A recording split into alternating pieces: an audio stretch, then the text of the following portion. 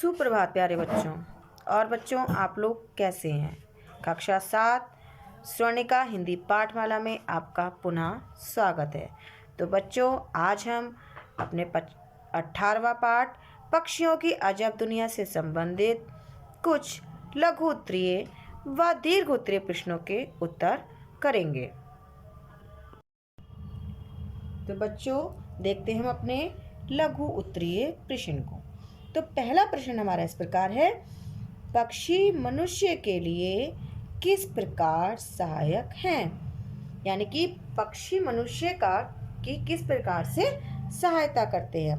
तो उत्तर है हमारा, पक्षी कृषि के हानिकारक कीड़ों, कीट पतंगों का नाश करके मनुष्य की सहायता करते हैं। यानी कि पक्षी कृषि को नुकसान पहुंचाने वाले कीड़ों को खा जाते हैं और उससे हमारी कृषि की, हमारे खेतों की रक्षा करते हैं। तो इस प्रकार से मनुष्य की वे सहायता करते हैं। दूसरा प्रश्न है हमारे, अकेले भारत में कीड़ों की अनुमानित प्रजातियों की संख्या कितनी है? तो उत्तर देखिए, अकेले भारत में कीड़ों की अनुमानित प्रजातियों की संख्या 30,000 से भी अधिक है। अब हमारा तीसरा प्रश्न है, उड़ते हुए कीड़ों को पकड़ने में कौन से पक्षी सर्वाधिक कुशल होते हैं? तो मतलब उड़ते हुए कीड़ों को कौन से पक्षी हैं जो खा जाते हैं और उन्हें पकड़ने में कुशल होते हैं? तो देखिए, उत्तर है, उड़ते हुए कीड़ों को पकड़ने में अवावील और बबीला पक्षी सर्वाधिक कुशल होते हैं। तो बच्चों, अवावील और बबीला की यही विशेषता है कि वे उड़ते हुए कीड़ों को भी खा जाते हैं। तो देखिए, हमारा चौथा प्रश्न है, अवावील की क्या विशेषता है? तो उत्तर हमारा है, अवावील पक्षी बहुत सुंदर होते हैं। लंबे नुकीले पंख और 2 शाखी पूंछ। ये पक्षी अधिकतर उड़ते ही रहते हैं, मुड़ते मचलते कलाबाजियाँ खाते हर समय चहचहाते रहते हैं। ये पक्षी उड़ते हुए कीड़ों को पकड़कर खा जाते हैं तथा उड़ते उड़ते पानी पीते हैं। तो बच्चों, अवावील पक्षी की क्या विशेषता है? ये बहुत सुंदर होते हैं। ये पक्षी अधिकतर उड़ते ही रहते हैं और ये पक्षी उड़ते हुए कीड़ों को खा जाते हैं तथा उड़ते उड़ते पानी भी पी लेते हैं। तो बच्चों, अब हम आते हैं अपने अगले प्रश्न पर। तो हमारा अगला प्रश्न है प्रश्न नंबर 5, अवावील किस स्थिति में लाचार और सुस्त नजर आते हैं?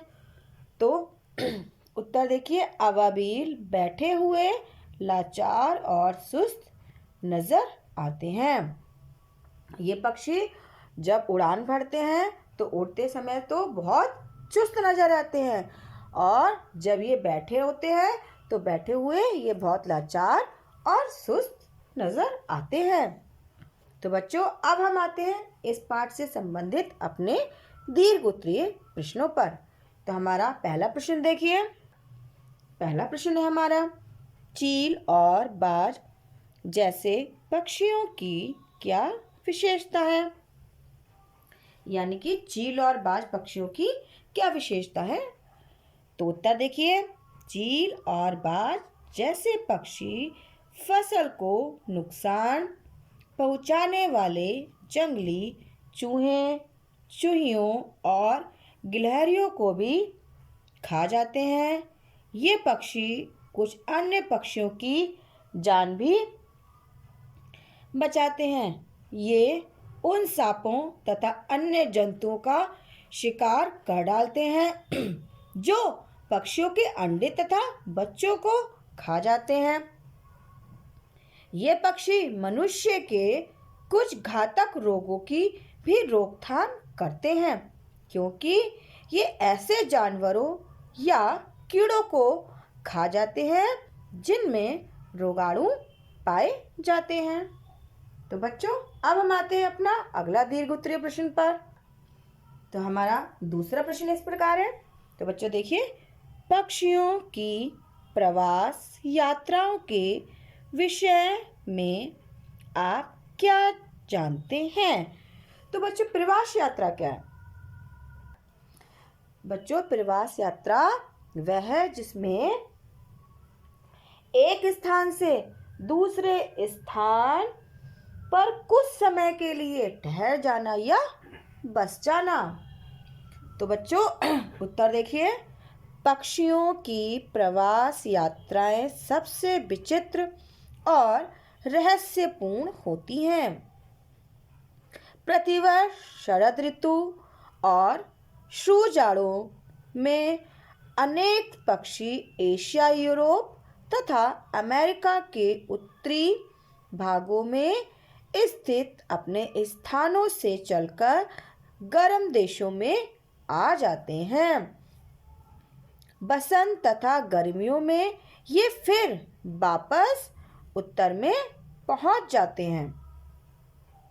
ठीक है बच्चों, अब आते हैं हम अपने अगले दीर्घ उत्तरीय प्रश्न पर। तो हमारा तीसरा दीर्घ उत्तरीय प्रश्न है, अपनी प्रवास यात्रा के दौरान पक्षियों में क्या क्या विशेषताएं देखने को मिलती हैं? तो उत्तर देखिए, अपनी प्रवास यात्रा के दौरान पक्षी अपनी पूरी गति से नहीं उड़ते। प्रवास पर उनकी गति प्रायः 48 से 64 किलोमीटर प्रति घंटा होती है। यानी कि वो अपनी तेज गति से नहीं उड़ते। उनकी यात्रा कितनी होती है? 1 घंटे में 48 से 64 किलोमीटर। अब देखिए, छोटे पक्षियों की गति 48 किलोमीटर प्रति घंटे से ज़्यादा ही कभी होती है। मतलब जो छोटे पक्षी होते हैं उनकी गति 1 घंटे में कितनी होती है? 48 किलोमीटर। कभी ही ज़्यादा होती है, मतलब इससे कभी ज़्यादा होती होगी, अलबत्ता जो है 48 किलोमीटर प्रति घंटा होती है इनकी गति। और प्रवासी पक्षी प्रायः 900 मीटर के नीचे ही उड़ते हैं, किंतु कुछ पक्षी यात्री इससे कहीं अधिक ऊंचाइयों पर उड़ते पाए जाते हैं।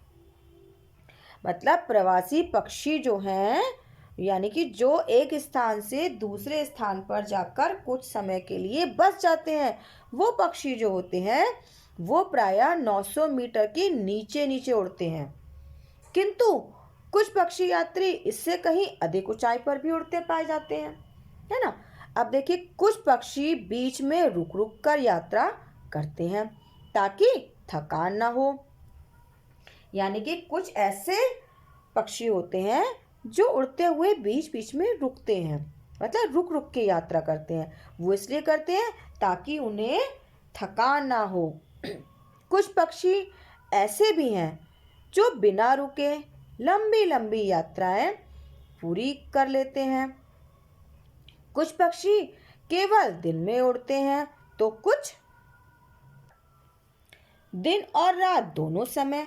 यानी कि कुछ पक्षी ऐसे होते हैं बच्चों जो दिन में उड़ते हैं, और कुछ पक्षी ऐसे होते हैं जो दिन और रात दोनों समय उड़ते हैं। किंतु अधिकतर पक्षी सूर्यास्त के बाद तेजी से अपनी यात्रा पर बढ़ते जाते हैं।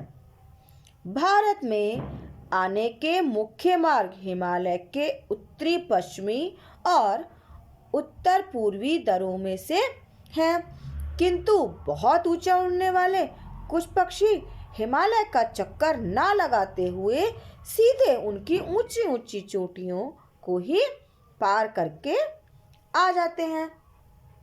तो बच्चों, ये थे इस पाठ से संबंधित आपके लघु उत्तरीय और दीर्घ उत्तरीय प्रश्नों के उत्तर। तो बच्चों, इससे आप बहुत ध्यान से अपनी अभ्यास पुस्तिका में करिएगा। धन्यवाद।